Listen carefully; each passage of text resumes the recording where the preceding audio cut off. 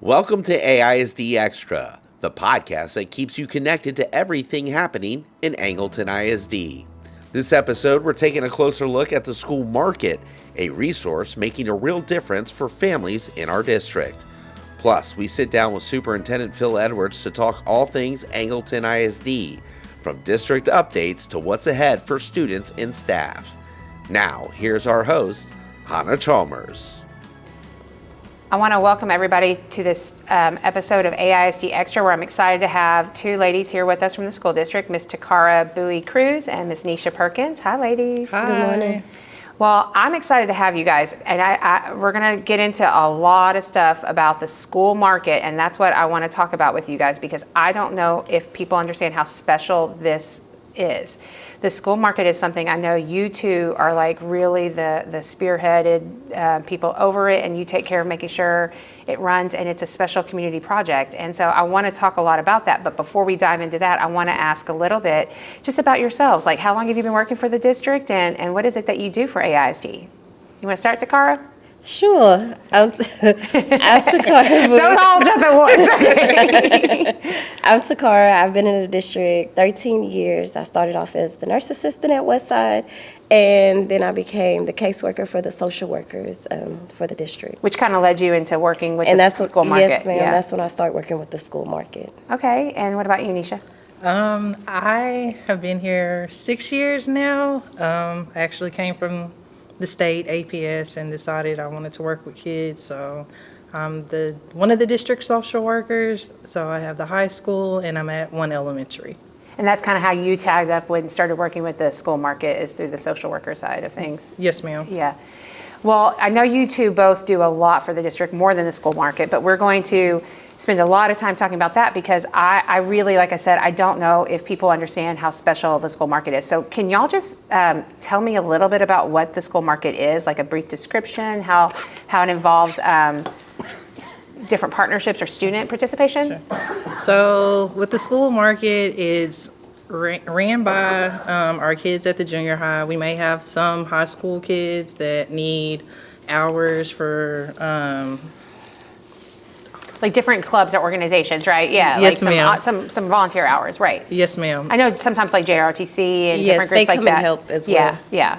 So JROTC in our leadership class at the Angleton Junior High? Yes, Yeah. Mm-hmm. They will come help us unload the truck, make boxes, things like that, and then we kind of just direct the kids on the actual market day, and they're the ones who are loading the boxes in the cars. On my end, I help more with the intakes. And Like I'll the people coming in and asking for the product, because what you're telling with the boxes, that's food. Yes, sorry. Yes, Yeah, food making sure boxes, people yeah. understand that it's like fresh food, and sometimes even We get canned goods. goods, produce, and then freezer and refrigerator items, as far as sometimes dairy stuff and eggs, and then we get meat as well, most times. And that's like when you say intake, like you're bringing the people that are coming in and getting that. Getting their the information. So Oh, gotcha. It's information that the food bank asks for. So the questions we ask or have them to fill out, that's all from the Houston Food Bank. Because And that's the partner that does this, that supplies yes, the material and for us. Okay. they use that information to keep up with how many families we feed, because they want us to reach a certain number in order to keep the food bank at Angleton Junior High. Wow. So we try to hit in between 150 and 200 families. Every time. Every time. And we get it for the most part. Yeah. Like last year, we got anywhere from 170 to about 220. This year, our biggest number has been close to maybe 215. Not as many as last year, maybe because of the time and the schools being separated, so we don't have as many kids there. kids from But that, we still yeah. get pretty close to that number. So just walk me through, like, this is generally every week or so during the school year? How does this, like, or every other week? How do y'all generally? So we start Partner. off twice a month. And so I don't know what happened, but this year they asked after Christmas if we wanted to have it every week. So we got approved to have it every week, and so we were able to do that.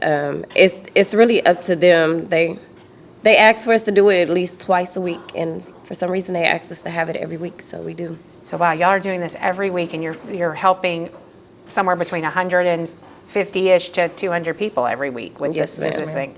And go back, I know, Nisha, you were talking about the students. So you do the intake, which is getting the information and collecting that Yes, for ma'am. the families. And it's not a whole lot that they have to provide, right? No, Like, it's not difficult for them to get help. So pretty much, we just need name, phone number, address, and whoever lives in the house. Because we figured out the more people that live in a household, they send us more products.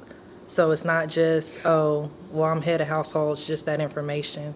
If you have 2 kids, 3 kids, we just Family need of their 5, name. whatever, yeah. Excuse me, we just need their name and birthday, and that's it. And then we'll give them like an intake number, and then every week they just give us that number, and the process just goes faster that way. They don't have to do it every single week. Yes, They don't have ma'am. to start over. That's cool.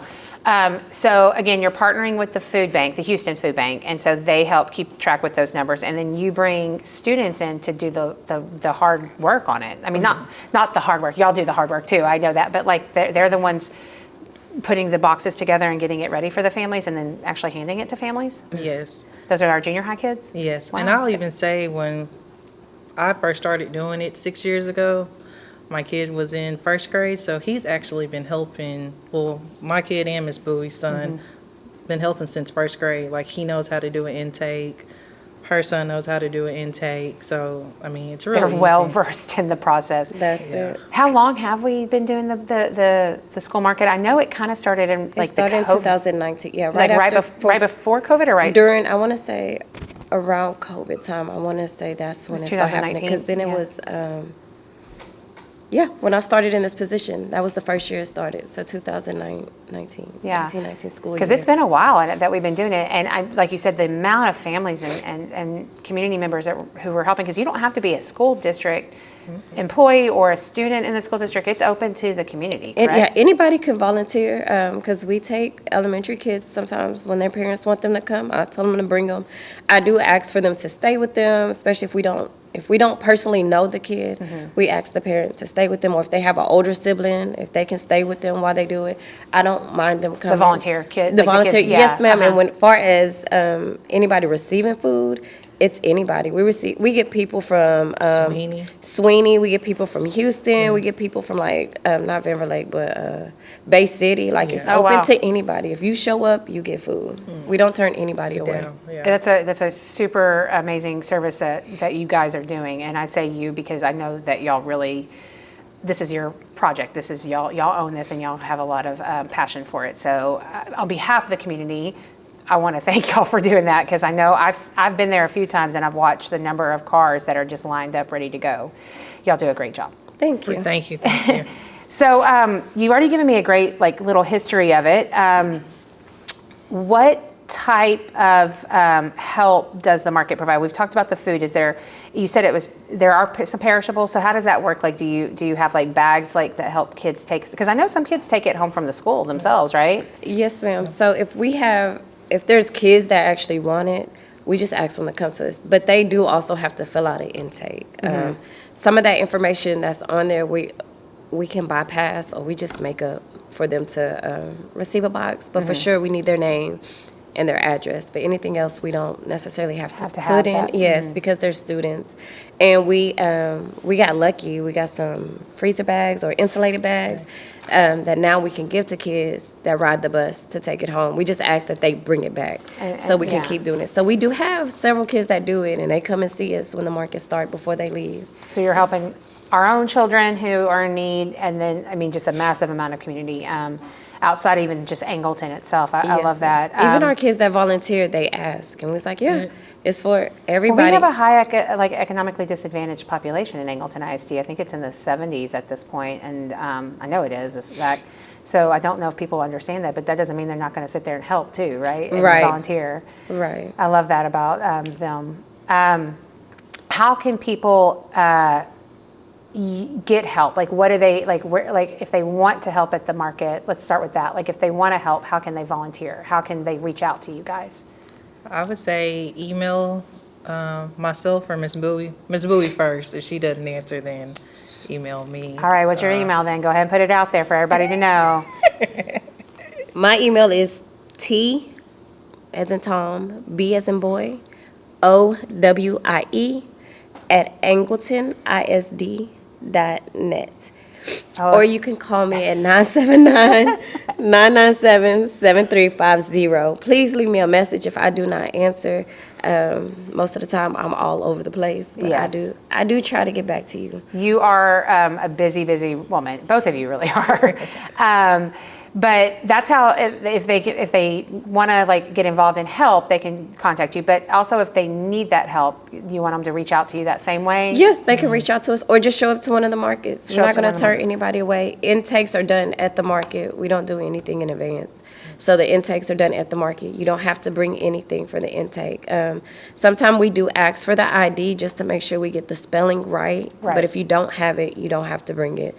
Just to fill stuff out to make it easier for us and the kids that are doing the intakes. Because sometimes they get embarrassed to ask, well, how do you spell that? And it's like, it's okay to ask for their ID, as long as they're okay to give it I to can you. assure you, I do not know how to spell, so. Maybe ask- me either. And I let ask- people know, ask. oh, did I spell this right? Is it a C or a S? A Z or a S? Well, you even did it with your email. You're like, T as in Tom. You know? Yes. So yeah, it's very common to make that mistake. So yes, and I love that you're giving our kids that growth opportunity to help like learn those lessons. I mean, that's not just they're working with people in the community. That's a beautiful lesson to teach young junior high kids. Have you seen more and more kids get involved? I know sometimes it's hard to get involvement because it's a lot every week now. But do the kids seem really excited to help with the project? I would say, for the most part, yeah. yes. Because the first market, I was going to say, we kind of were like, are the kids going to come? So both of our boys play select baseball. So we told the coach, we had our whole team there besides like a couple because they all go to the junior high. And I think once they came and worked it, they enjoyed it. So they started telling other kids. So now sometimes we're like, hey, it's too many of you. We don't have a job for you. Yeah, it but we becomes won't turn too the kids away. No. It's just like, hey, y'all got to listen or y'all double up and work together. Let's talk to me. And not just kid help, like y'all could use adults help too, Oh, yes, right? anytime. Every time. Come on out. Yes. All the time. Show 'cause- up. Like, I'm here to work. Come on, let's work. So out there, community, let's step up if we can and help out. And she already gave you her email and phone number to do that. But I know I want to make sure people understand where the market is located. I know it's at Angleton Junior High, but sometimes people are like, what part of Angleton Junior High? So can y'all kind of describe where it is? We always say softball side of the junior high, and you can't miss it because you'll always see the security workers on their Yeah. golf carts, and they're directing the lines. And then you just keep driving up once they tell you to go. Okay, so you'll see the cars parked in. So when they mean the softball side, it's actually on the Henderson side. You'll enter By the breezeway. by the breezeway past the side. breezeway, and you'll pass between the building, the junior high building, and I said high school because when I went there it was a high school. By the junior high and then the softball field and the tennis courts. I know what you're It's the talking about. driveway right by the softball field. You can't miss it. Right side if you're facing the breezeway. Right, and so that's 1201 Henderson Road for everybody who doesn't know the actual address and needs to know Angleton Junior High's address. I do remember that. And the Most security say- guards will let you know if you pass it up, hey, come back this way. Yes, They will stop you. And they're there to help, and I appreciate that they always step up and help in that regard too. Yes. How can people get more information about it? Is there some location that you always have information, Ms. Bowie? We post on the Angleton Junior High websites. I believe they have Facebook and Instagram. Instagram. And the district tries to push it out as well from Yes. our social media. Yeah. Yes, especially I'll say keep a lookout if you can, because sometimes time change, especially with testing, we don't always have kids help, but we still try to have it and push it through. We do have some kids that come. And this is during the school year because you said that. I mean, do we run the market during the summer? No, ma'am, we don't normally have as much help during the summer, so we only do it during the school year. And that's something to consider because I mean, it is a difficult time. There's a lot of programs when our students are so involved, it's hard to do any kind of summer program. But still, the school year is a large chunk of time, and y'all have dedicated a lot of your time to that. Yes, ma'am. Yeah. Are there any other services? We've spent a lot of time talking about the school market. I know you guys do a lot. You're part of the social workers. I know you've been part of that group as well, and you just kind of do anything and everything that everybody asks you, Ms. Bowie. But are there any other services out there? I know there's things that y'all work with besides the school market. We have a clothing closet, that we do take donated items. We do ask that they are washed and there's school appropriate clothing, because we do give to our families that are in need or just people that are on hard time. We don't just give to the kids, we give to the whole family. So even if there's like blankets you no longer use, we just ask that it's something that, you know, your kid will wear, even if like they don't want it anymore. Because Right. sometimes kids, they're super picky. So we try to make sure it's something they will wear. But if the parents or little sister or baby sister or brother needs something, we try to give to them as Is that well. tied in with the market, or do y'all do it kind of separately? That's separate. Separate, okay, completely separate. I didn't want people showing up at the market going, oh, can I get some clothes? You know, it's a different thing, but they can still contact you for Yes. that. Okay, so you handle that. And I know a lot of times, correct me if I'm wrong, you also help with like, if there's items of need, like, you know, shampoo, Right, any conditioner, household soap, product. household products, Yes. yeah.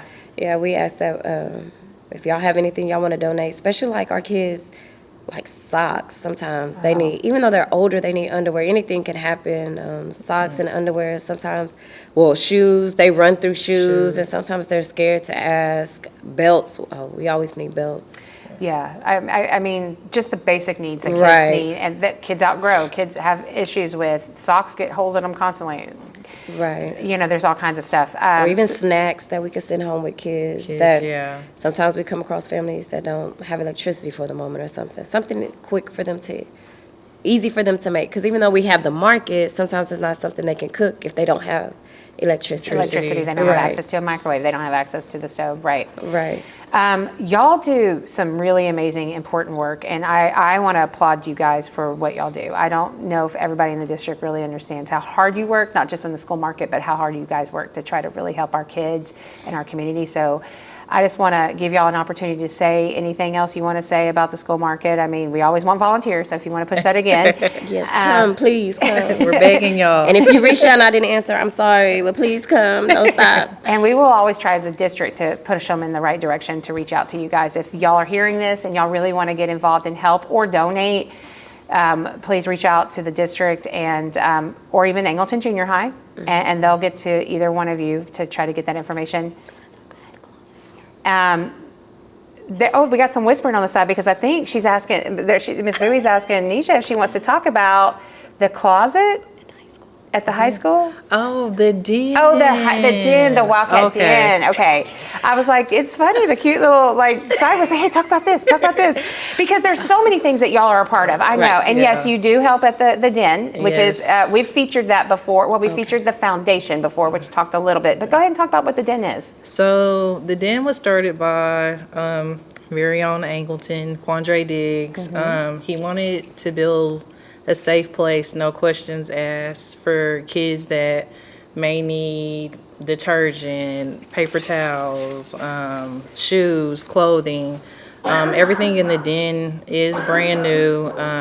Thank you to the community who has shopped on our Amazon list, but they pretty much sign up in their Google Classroom, and then I'll get the alert, and then I will call them out of class, and pretty much they go shopping in the den.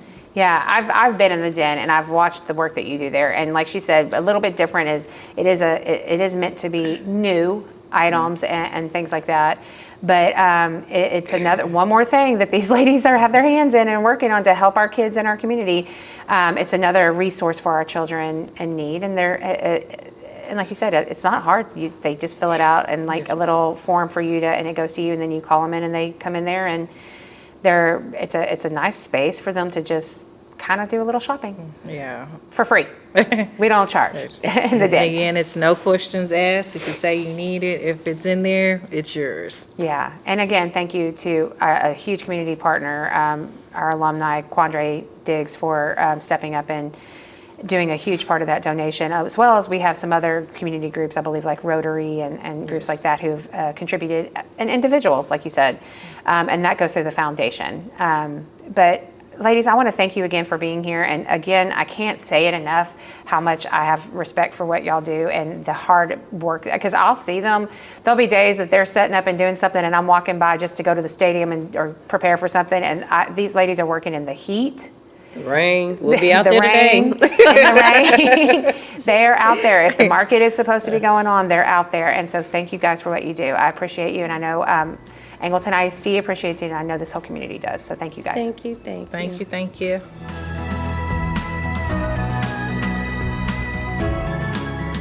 We have, again, our wonderful superintendent, Mr. Phil Edwards, with us. Hi, Mr. Edwards. Hello, Hannah. I'm glad you referred to me as wonderful. I don't get that too often, so I'll take that. Well, you know, sometimes I want to make sure I still have a paycheck coming in. One thing I've learned, Hannah, is I got to keep Hannah around, so I think you're pretty safe there. Well, y'all heard that first, guys. I'm safe. No. Well, I want to thank you again for joining us because there's always so many things happening at Angleton ISD, but I'm gonna try to focus, instead of on the general what's going on with Angleton ISD, I want to look a little towards the future. So I know we recently had a demographic study done. Correct. And explain really quickly just what a demographic study really entails. So basically, when you're in a community like Angleton that's growing, you see new housing developments all over the place now, and you're really starting to see that everywhere you drive in Angleton.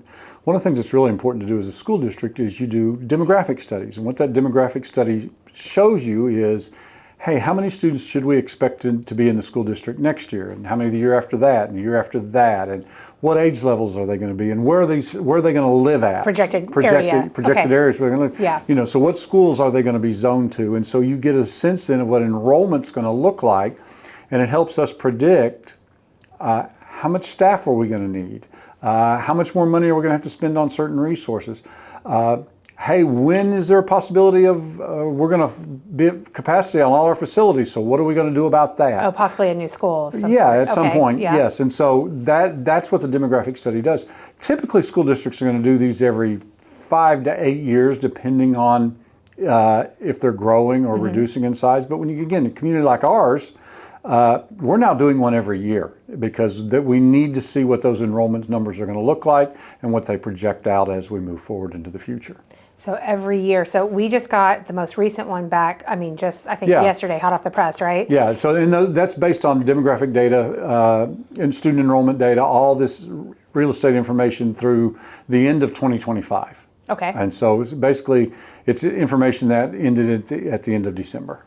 And it's a pretty thorough report, right? Yes, ma'am. It's about 50 pages. It goes into where housing developments are, what type of homes they're going to be built there, what are the costs of the homes going to be, and what's the expectation of how many kids will come out of every rooftop. And right. So you may have one building development, and it may, hey, they're going to put 700 homes, and because of the cost of the homes and all those factors that go into it, you can expect for every rooftop 0.51 students. And then you may get another one that may be 0.65. You may get another one that's 0.31, depending on who they're marketing to. And so how that provides us how many students should we expect to go into our schools. So, and that's interesting because I think people think there's maybe understanding of, you know, the growth is what dictates what we are having to build. It's Correct. not the other way around. Right. And it's not, you know, we're not controlling the growth. It's these other companies. Yeah, that's absolutely true. Our job as a school district is, if a kid shows up at our front doors, we're going to educate them. We don't do anything to allow home builders to build here, or we don't encourage that in any way. We don't discourage it in any way either.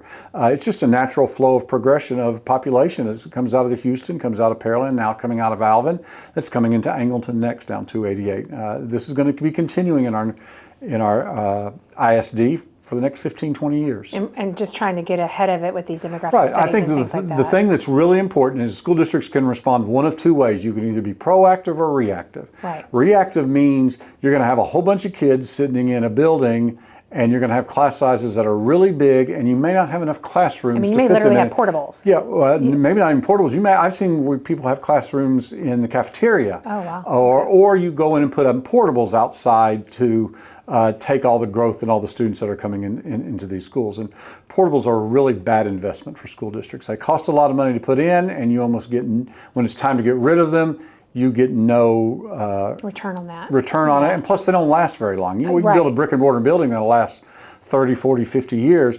Portable's going to last about 5 to 8 years at most, and so before they begin to fall apart and those It's a kinds of things. temporary. Yes, it is a temporary facility to house kids in. So what we've been able to do here in Angleton is be proactive. We're able to build the schools, and then our kids will fill them up as we grow into them. So like you look at Heartland. Heartland was built for 800. We only expected it to have about 350 kids in the school this year. They actually have about 550. So they're well exceeded above that, that, exceeding yeah. that. Heritage Junior High is built for 1,200. They were expected to have about 750, and that's what they have, 750 students. And so as developments come in, new houses come in, new kids come in, we will grow into those schools. So we'll have plenty of space for kids to go to. We'll be able to hire staff, those kinds of things. If we didn't have those things happen, then we would be looking at schools like Frontier, who may be built for, I think, 500 kids. Our demographic study shows at some point in the next 5 years, because of housing development growth in its attendance zone, is they're expected to have almost 850 kids in the next by 2030. And so a decision will have to be made. What are we going to do with Frontier? Are you going to look to build a 8th elementary school, or are you going to build a bunch of portables outside of Frontier to house all those kids? And so that's a decision the community will have to make. And that came all, like you said, from this most recent demographic study Right. that you're seeing those projected numbers. That's interesting. Do you see it anywhere else in the district, or No, like you mentioned Frontier? it was really encouraging. I thought what we saw is, and the reason let me just say, the first reason you do this every year is because this is constantly changing. Yeah. Right now, what it looks like is our high school should be fine for the next 10 years. I think we're going to be around 2,200 kids. We're expected by the year 2035 to probably be somewhere around 2,800, 3,000 kids. Okay. High school's still viable there. The 2 junior highs are both built for 1,200 students. We expect to be viable for the next 10 years with those junior highs with this demographic study. And so I think you'll see those schools top out around 1,200 around the year 2035. And that was designed like that with the 1,200 cap at Correct. Heritage Junior High because of the size concerns, not wanting a Right. big junior high. Correct. Right. One of the things the community told us last time was they don't like the 16, 18, 2,000 student junior high. It's Right. more, it's a better situation for students to kind of cap it at 1,200. The issue is at the elementary schools. So we're going to see elementary student growth at both Heartland and Frontier because of where the housing developments in the northern part of the school district are going to drive those schools past capacity by about the end of this decade, 2030. And so there'll have to be some decisions made about what to do. There's really kind of, like I said, there's 3 types of choices that could be made. One would be build an 8th elementary school to facilitate that growth. The second would be you put up portables at both Heartland and Frontier. Again, that's a very big initial cost. You don't get a lot of a return on investment at that. The third option may be to rezone everything, and so you just continue to push student down towards where the schools are. But I'll just say that That's third a huge option. project again, Well, yeah. that's a huge project, and that's really the most temporary solution because you can do that, but they're going to keep coming, and it's eventually going to overwhelm our schools in the North Frontier and Heartland, where something's going to have to be done, and so. That rezoning could be a fix for another couple of years, around 29, 30, but you're going to have to come right back and rezone about every 2 years to keep that going, and eventually have to build an 8th elementary school as well. I think interesting, and I know we've mentioned something like this before, but size-wise of the school district geographically, people probably don't understand the areas that Angleton ISD reaches because it's far beyond Angleton. We know that with Heartland and Heritage, we're outside of the city limits. But the school district's it's like 400 square miles. Oh yeah, I mean, when you think about this, we border to the north Fort Bend County, Alvin ISD, to the west we border Columbia, Brazoria, to the south Brazosport ISD, and to the east we border Danbury and Santa Fe. Wow. And you think about those communities, that's a wide area that we serve, and so there's a lot of land there. And it's, like I said, as the population growth comes out of Houston, comes down 288, it's going to build in our area. Plus our community has a lot of amenities that they can offer families, good school districts, good parks, good programs for students, and so that's what you see going on Centrally here. located Yes. between like the beach and then Houston. You have, Right. you're You're roughly 30, 40 minutes from the medical district, 40 minutes from downtown, Yeah. 30 minutes to the beach, and so it's a very you can see why builders are wanting to come into and people want to live here. Right.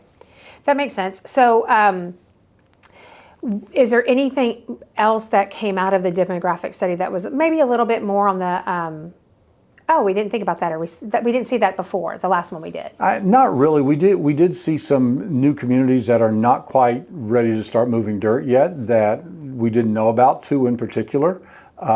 So basically, I think right now we're about 20 planned communities in Angleton ISD. Additional? Well, 20 total. So you've now got about 8 or 9 that are actually have homes being built on them.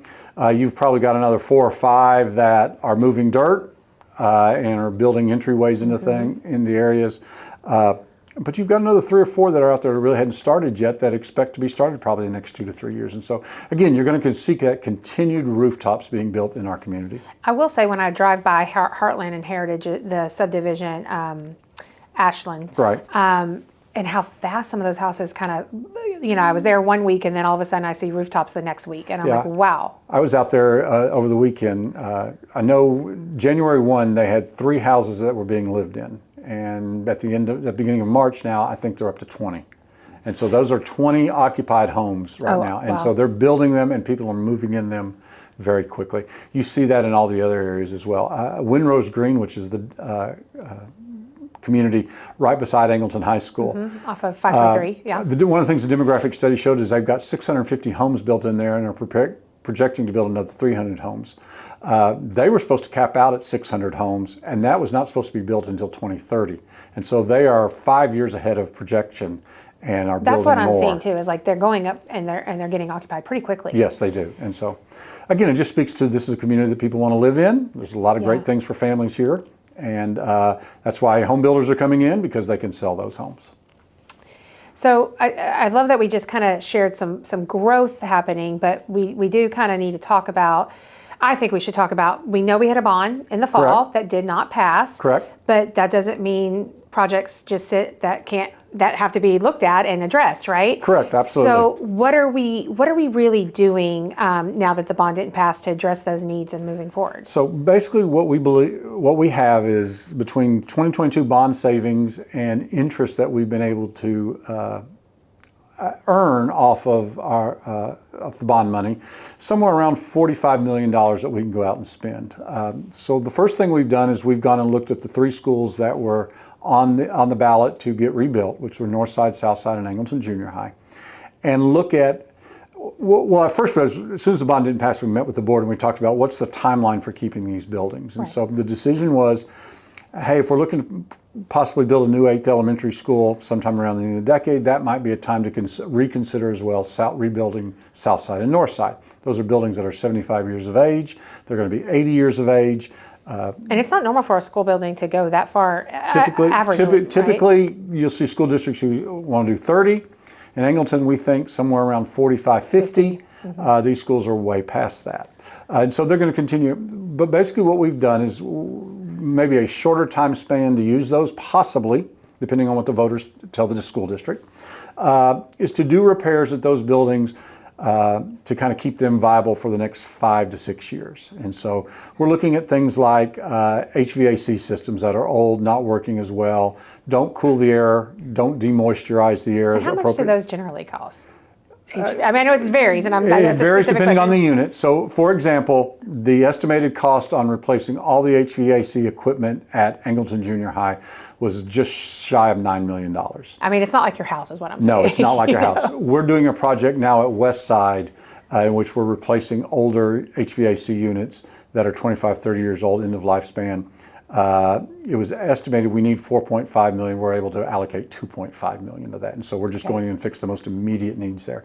North Side and South Side, I think those numbers were more like $3 to $5 million. Now, we won't be able to spend $3 to $5 million in those facilities, but we will be able to do something. We'll allocate, we've allocated about $4 million each to repair HVAC units, fix the roof at North Side, go in and make restroom repairs, student restroom repairs that need to be done, and some other drainage at North Side is an issue, drainage at South Side is an issue, some new playground equipment is needed at South Side to do those repairs. So just in general, getting the building viable, looking at intercom systems, looking at fire alarm systems that need to be repaired and upgraded to keep for school safety issues as well. That's what we're spending, again, those allocations of about $4 to $5 million there. I mean, and prioritized Right. it, yeah. Now, the interesting thing there is that at Southside, when we estimated what those costs would be to do the things we wanted to do, it came in at about $6 million. So about $1 million to $2 million over. One of the things I think is really important to remember here is when we talk about cost to build, it's not just construction costs. We also have to pay architect fees, engineer fees, civil fees. All those kinds of things add up to all of that. And so they were about $600,000 over budget. The north side expenditures were about $3.6 million over budget. So we're going to have to reduce what we're going to be able to do there to get it down into that $5 million budget. Angleton Junior High was the even bigger expense when we looked at just basic things there, which we looked at, again, HVAC units, fixing plumbing, redoing all student restrooms that need to be done, replacing some boilers, the electrical upgrades that needed to happen, a new coat of paint on the inside of the building that needs to happen. Those costs came in at about $36 million.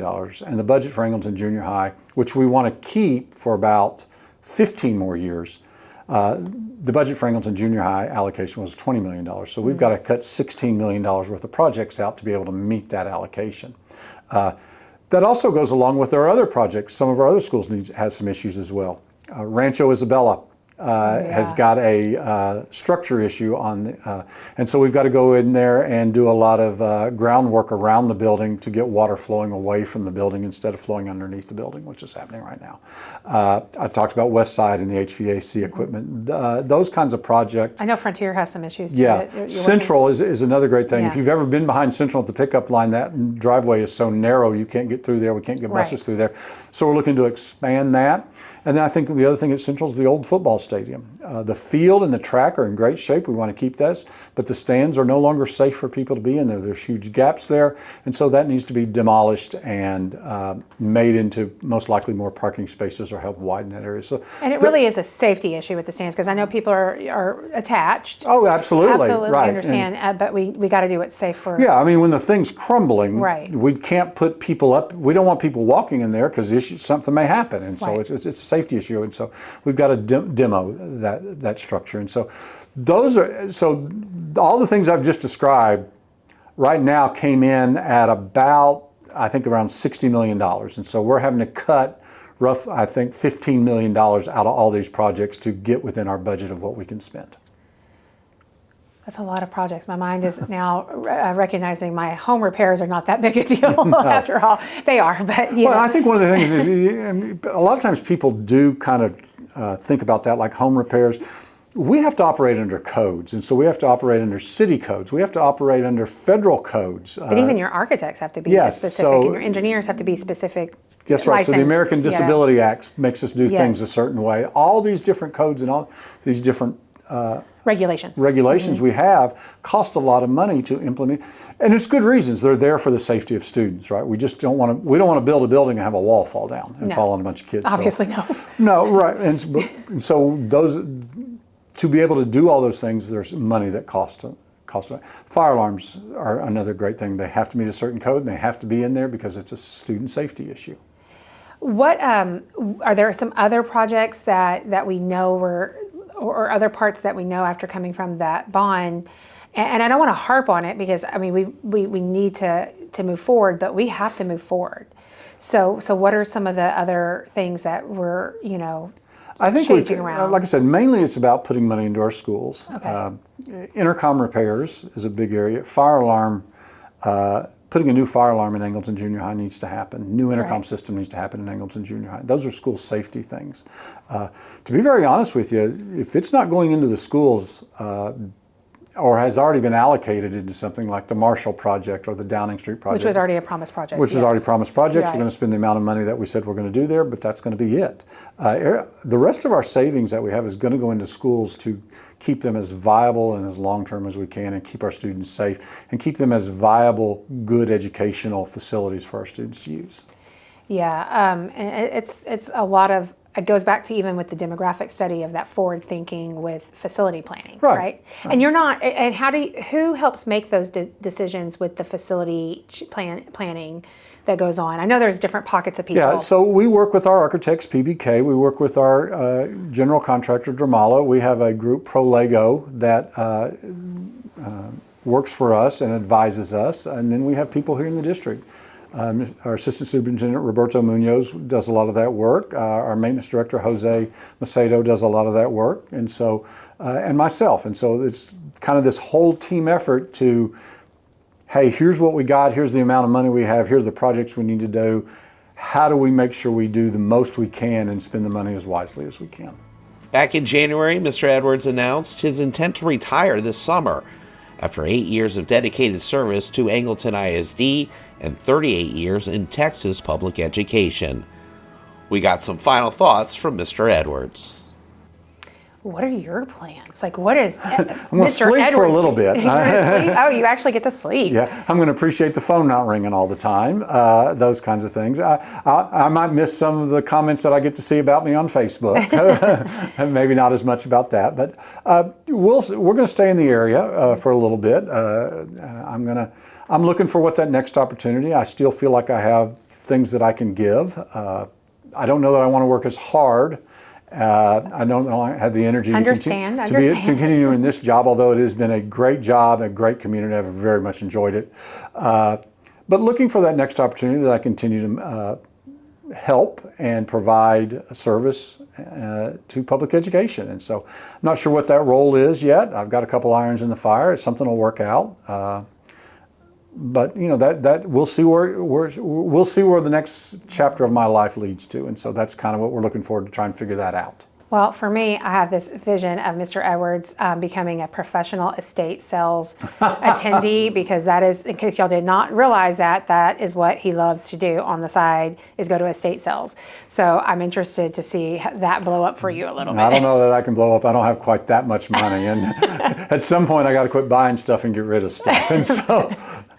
We hadn't got there yet. Yeah, you would think as my kids have moved out of the house and our house has gotten smaller, it's just me and my wife now, that we would quit moving things in the house and start moving things out, and we're failing miserably at that right now. And so, but we do enjoy that. Well, I mean, if you see him at one of your sales guys out there, just smile and wave at him, because he's enjoying and living his best life if he's at those. There you go. But Mr. Edwards, I just want to thank you for joining us.